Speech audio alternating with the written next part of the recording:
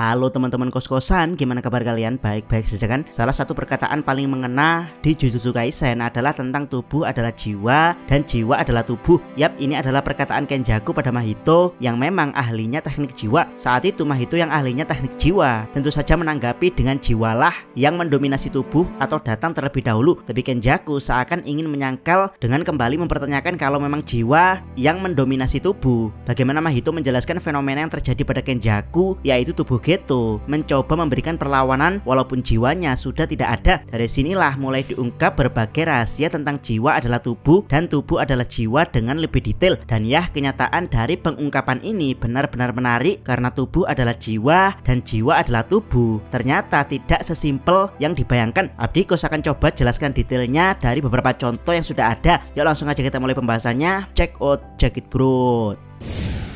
Pertama, jiwa adalah tubuh dan tubuh adalah jiwa versi Tengen dan Kenjaku. Yap, sebagai penyihir yang sudah hidup melewati ribuan tahun, Kenjaku dan Tengen mempunyai cara yang hampir sama untuk bertahan, yaitu dengan menggunakan tubuh orang lain. Bedanya, Tengen menggunakan tubuh wadah plasma bintang alias tubuh yang dipilih secara khusus oleh surga sebagai wadahnya. Dan ya, dampak dari pemilihan ini juga bukan main-main. Jika wadahnya benar-benar cocok dan sempurna, Tengen bisa menggunakan tubuh dari wadahnya tersebut untuk waktu yang sangat-sangat lama, bahkan mencapai 500 tahun. Tapi ya, kalau wadah tersebut kurang cocok alias kurang sempurna, Tengen akan melepaskannya dalam beberapa waktu saja atau bahkan tidak jadi menggunakannya layaknya Yuki Tsukumo. Dan ya, saat seseorang menjadi wadah plasma bintang atau pernah menjadi wadah plasma bintang, maka tubuh mereka bukan hanya menyatu dengan tubuh Tengen, tapi jiwa mereka juga berkumpul jadi satu bersama dengan jiwa wadah plasma bintang sebelumnya. Jadi ibaratnya jiwa para wadah plasma bintang ini akan melampaui tubuh mereka, di mana mereka akan dibuat menyatu dengan bumi dan surga. Itulah kenapa Yuki Tsukumo sebagai mantan wadah plasma bintang terkadang bisa mendengar suara-suara dari wadah plasma bintang sebelumnya. Bagaimana dengan Kenjaku? Dia juga sama dengan Tengen, yaitu bertahan dengan berpindah ke tubuh orang lain dengan teknik body swapping. Bedanya, Kenjaku mencari wadah dia sendiri, bukan dilayani dengan dicarikan layaknya Tengen. Dan ya, namanya mencari wadah dia sendiri, Kenjaku tidak bisa memprediksikan seperti apa wadah yang akan dia pakai sebelum dia benar-benar telah menjadi wadah tersebut. Jadi ada masa di mana wadah Kenjaku adalah seorang pemimpin perang, jadi Kenjaku dipaksa untuk ikut berperang saat menjadi wadahnya. Ada kalanya wadah Kenjaku adalah seorang pemimpin yang tidak sejalan dengan bawahan yang dia pimpin, sehingga Kenjaku mengalami rasa pengkhianatan. Ada kalanya wadah Kenjaku adalah seseorang yang sangat lemah, sehingga tidak memungkinkan bagi Kenjaku untuk menggunakan wadah tersebut dalam pertarungan. Ada kalanya wadah Kenjaku adalah sosok penyihir kejam, sehingga Kenjaku menjadi maniak yang mengikuti kekejamannya. Ada kalanya wadah Kenjaku adalah seorang istri yang sangat dicintai suaminya, sehingga Kenjaku merasakan rasanya dicintai dengan tulus. Dan ada kalanya wadah Kenjaku adalah anak berbakat yang punya potensi menjadi dewa Jujutsu yang mengendalikan musuh alami para penyihir, yaitu roh kutukan. Dan ya, dari semua wadah tersebut ada dua orang yang sangat Kenjaku takuti untuk diambil tubuhnya sebagai wadah. Pertama adalah Goju Satoru karena Kenjaku kesulitan untuk mengalahkannya. Yang kedua adalah Toji karena Kenjaku takut kalau tubuh Toji yang terkena batasan surgawi akan balik mengendalikan otaknya. Jadi ya, pengalaman tubuh adalah jiwa dan jiwa adalah tubuh versi Kenjaku dan Tengen adalah mereka bisa menjadi siapapun, bukan mengendalikan siapapun. Kedua, jiwa adalah tubuh dan tubuh adalah jiwa versi Mahito. Yap, sebagai masternya teknik jiwa, Mahito begitu memandang rendah terhadap kemampuan tubuh seseorang. Dia merasa dengan mengendalikan jiwa, maka dia bisa merubah bentuk tubuh seseorang sesuka hati. Jadi pandangan Mahito terhadap tubuh adalah jiwa dan jiwa adalah tubuh adalah jiwa yang utama. Ini berlangsung cukup lama sampai Mahito menemukan seseorang yang bisa langsung memukul jiwanya, yaitu Yuji, plus jiwa makhluk yang lebih kuat darinya, yaitu Sukuna. Mahito pun mulai ketar-ketir, dia ingin memperkuat jiwanya sendiri dengan memahami esensi dari jiwa tersebut, hingga akhirnya Mahito ada di tahap dia bisa merasakan bahkan menyentuh jiwanya sendiri. Dari sinilah Mahito akhirnya berevolusi menjadi wujud armor yang bahkan tinju biasa Yuji tidak lagi bisa menembus jiwanya. Tapi ya, pada akhirnya Mahito tetap kalah karena Yuji menggunakan Black Flash yang mampu meruntuhkan armor evolusi Mahito. Dan ya, walaupun armor Mahito runtuh, tapi status dia tetap menjadi roh kutukan yang telah berevolusi.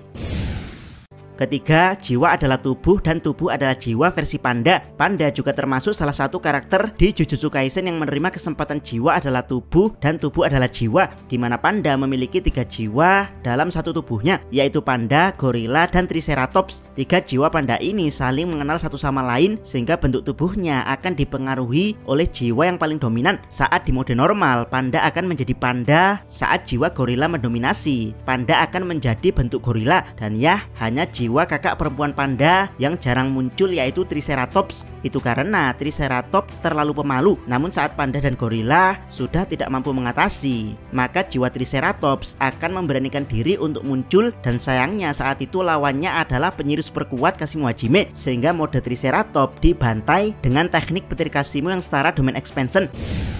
Keempat, jiwa adalah tubuh dan tubuh adalah jiwa versi Kokichi Muta. Yap, walaupun Yaga dan Muta sama-sama pengguna teknik meter kutuk, tapi pengaplikasian teknik keduanya agak berbeda. Yaga fokus ke penggabungan jiwa untuk menciptakan meter kutuk independen, sementara Muta mengaplikasikan energi kutukannya yang super besar dengan jangkauan yang super luas mencakup seluruh Jepang untuk fokus mengendalikan meter kutuk sebagai boneka. Jadi ya, inti kutukan Yaga berasal dari penelitian yang dia ciptakan secara independen, sementara inti kutukan boneka Kokichi Muta berasal dari dirinya sendiri. Jadi bisa dibilang Yaga menciptakan jiwa, sementara Muta mengendalikan jiwa. Jadi ya, jiwa adalah tubuh dan tubuh adalah jiwa. Versi Kokichi Muta adalah pengendalian mutlak selama energi kutukan Muta masih tersisa. Maka jiwa dia akan terus berkeliaran di dunia dengan tubuh boneka yang dia ciptakan. Bahkan setelah kematiannya, jiwa Muta masih berkeliaran di device Mekamaru untuk beberapa saat.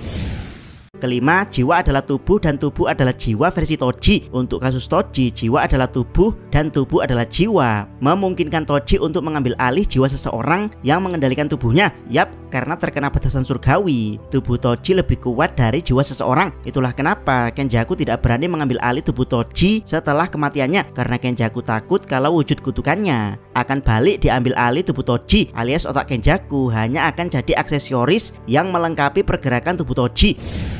Keenam, jiwa adalah tubuh dan tubuh adalah jiwa versi Ui Ui. Ini baru terungkap di chapter 258 kalau Ui Ui bisa menukar jiwa seseorang dengan teknik teleportnya. Yang menarik, jiwa adalah tubuh dan tubuh adalah jiwa tidak berlaku untuk teknik Ui Ui. Maksudnya bagaimana? Jika Mahito mengendalikan jiwa, maka dia melakukannya dengan menyentuh dan menekan jiwa tersebut. Dan ya, namanya menyentuh, Mahito harus membuka akses ke jiwa terlebih dahulu, yaitu tubuh. Yap, dalam logika teknik teleport Ui Ui, tubuh dan jiwa diibaratkan sebagai kotak hadiah dan isinya, di mana tubuh adalah kotak kado sementara jiwa adalah isi kado. Saat Mahito menyentuh isi kado jiwa, dia melakukannya dengan membuka kotak kado, sementara Ui Ui bisa melakukannya tanpa membuka kotak kado terlebih dahulu. Dan ya, memang terlihat OP, tapi ada syarat khusus yang harus dipenuhi oleh Ui Ui, tidak seperti Mahito yang bisa sesuka hati langsung menekan jiwa seseorang. Syarat paling utamanya adalah pertukaran jiwa ini atas persetujuan pemilik kado alias pemilik tubuh dan jiwa.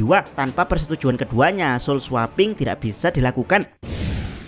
Ketujuh, jiwa adalah tubuh dan tubuh adalah jiwa versi Yuji dan Sukuna. Yap, Yuji dan Sukuna membawa perkataan tubuh adalah jiwa dan jiwa adalah tubuh di level yang berbeda. Kedua orang ini saling memanfaatkan satu sama lain saat dua jiwa mereka berada di satu tubuh yang sama. Sukuna memanfaatkan tubuh serta kebodohan dari Yuji sebagai perantara untuk berpindah ke tubuh Megumi, plus untuk bersenang-senang dengan pembantaian sebelum dia pindah ke tubuh Megumi. Sementara tubuh Yuji yang secara spesifik adalah ciptaan Kenjaku. Tanpa Sukuna sadari, dia menjadi sangkar yang memerangkap Sukuna dan kekuatannya. Yap, selama Sukuna berada di tubuh Yuji, dia berkali-kali menggunakan jujutsu tingkat tinggi yang akhirnya menjadi residu alias sisa-sisa dari keberadaan Sukuna di sangkar Yuji. Jadi ketika Sukuna terbang dan berpindah ke tubuh Megumi, Yuji punya residu kekuatan Sukuna yang tertanam di dalam tubuhnya. Pada akhirnya dengan Black Flash, Yuji berhasil membangkitkan residu kekuatan Sukuna tersebut sebagai kekuatannya sendiri. Bagaimana menurut pendapat teman-teman? Silahkan tuliskan komentar kalian di bawah.